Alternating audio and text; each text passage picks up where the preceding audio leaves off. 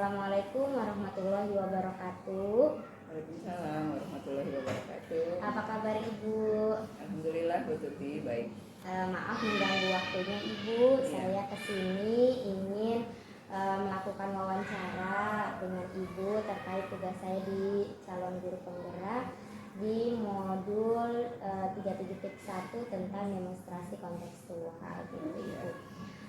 Jadi begini Ibu, Ibu pernah tidak sih mengidentifikasi Bu terkait kasus-kasus yang ada di sekolah tentang dilema etika atau bujukan moral Bu?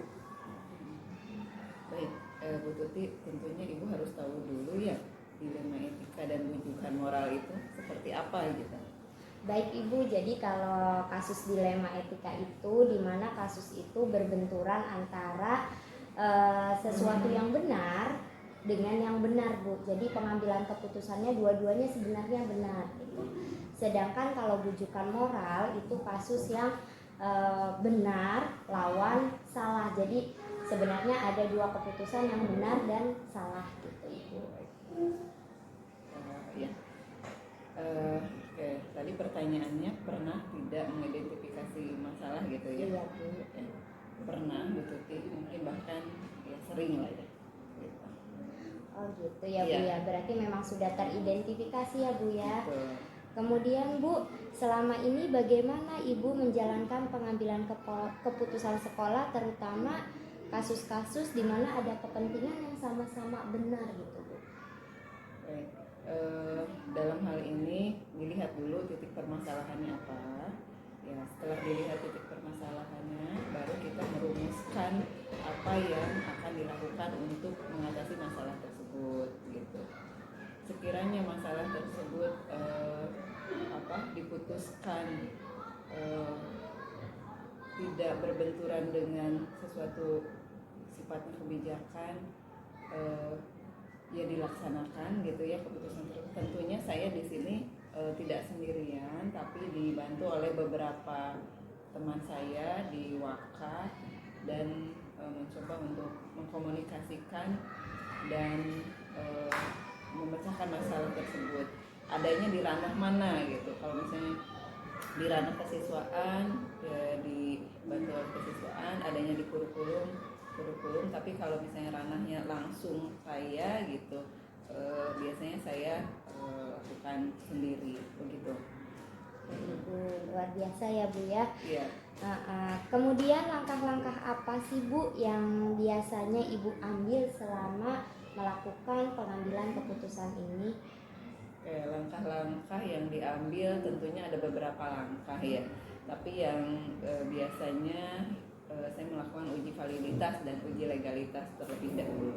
Begitu betul. Begitu. Ya. Jadi memang harus diuji terlebih dahulu baru bisa teridentifikasi dan mengambil keputusan begitu. Betul. Ya Bu ya. Iya.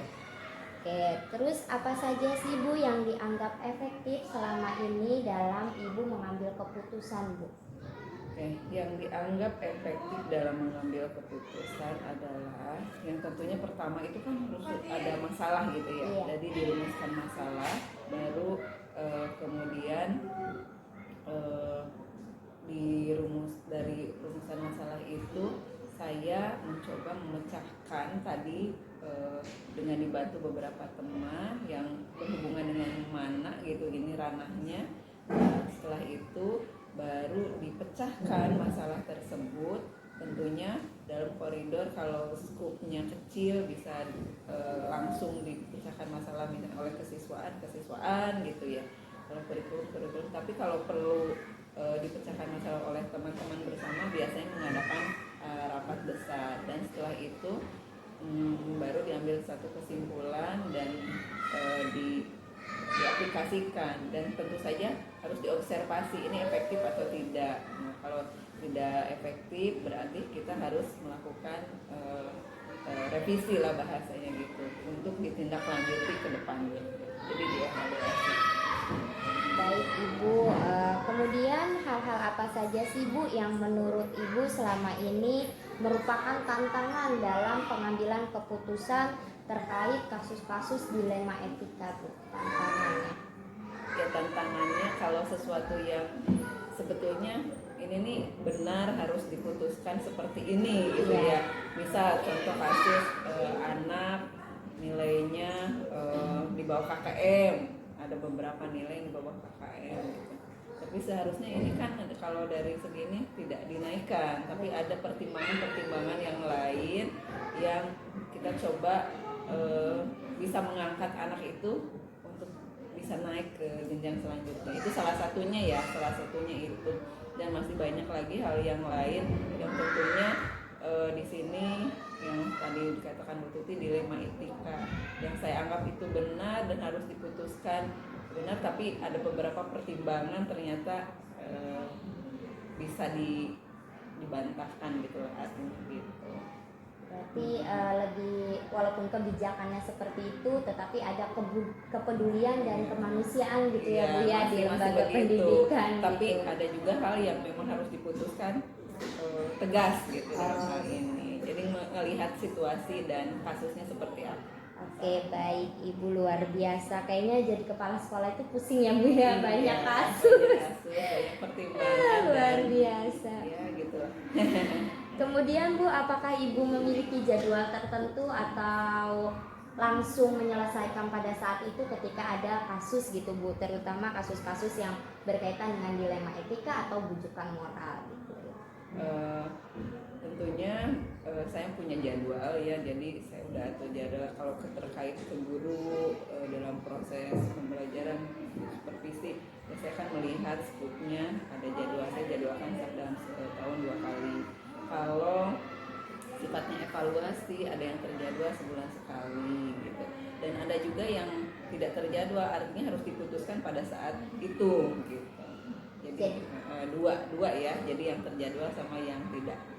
Luar biasa, berarti memang udah ada yang terjadwalnya juga gitu ya Bu, tapi ada juga yang memang harus pada saat itu ya Bu ya. Iya. Berarti memang harus punya skill pengambilan keputusan ini ya Bu ya. Kemudian apa aja sih Bu faktor-faktor atau adakah seseorang yang dapat membantu Ibu selama ini dalam pengambilan keputusan? Faktor yang berpengaruh adalah dalam pengambil keputusan adalah dari tentu ada 2 ya, faktor intern dan ekstern. Internnya dari diri saya sendiri mungkin, terus faktor eksternnya dari lingkungan yang ada di sekitar saya, mungkin dalam hal ini keluarga sekolah ya, guru, TNI, pokoknya semua yang terlibat di dalam lembaga ini gitu. Terus apa tadi pertanyaannya? Ada nggak faktor yang dan siapa saja gitu? Ya tadi disampaikan siapa saja. Saya dalam hal ini kan kalau di sekolah sendiri dibantu waka gitu ya, dibantu staf, dan kalau di atas saya itu tentu saya punya ketua yayasan, kepala ketua K3S, terus ada dinas pendidikan gitu. Jadi memang ke atasnya pun ada, di bagian strukturnya juga ada gitu ya Bu ya, luar biasa gitu. Dari semua hal yang telah disampaikan Ibu, pembelajaran apa sih yang Ibu bisa ambil dari pengalaman Ibu nih dari berbagai kasus, terutama kasus dilema etika? Pembelajaran apa yang Ibu dapat ambil? Pelajaran yang saya dapat ambil bahwasanya memutuskan sesuatu itu tidaklah mudah gitu ya, dan tidak sepenuhnya bisa diterima, tetapi dalam hal ini kita harus punya kalau Bu Tuti, kalau bahasa kita mah ketegasan gitu, harus punya ketegasan bahwasanya hal ini harus diputuskan gitu.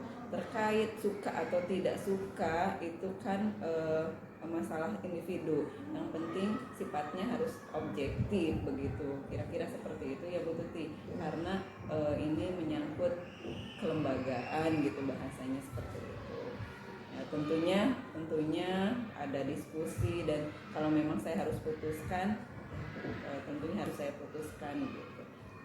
Terlepas begitu suka tidak suka, diterima atau tidak diterima, ada beberapa hal yang mungkin di luar pemahaman tapi harus diputuskan. Mungkin dalam hal ini warga sekolah harus bisa menerima orang tua atau siswa. Nah, tapi tentunya ini insya Allah untuk kebaikan semuanya. Tidak ada yang ingin apa ya bahasanya, tidak ada hal yang diambil keputusan ini untuk menjadikan sesuatu itu buruk atau jelek. Tentunya ini untuk kebaikan dan bagus gitu ke depan.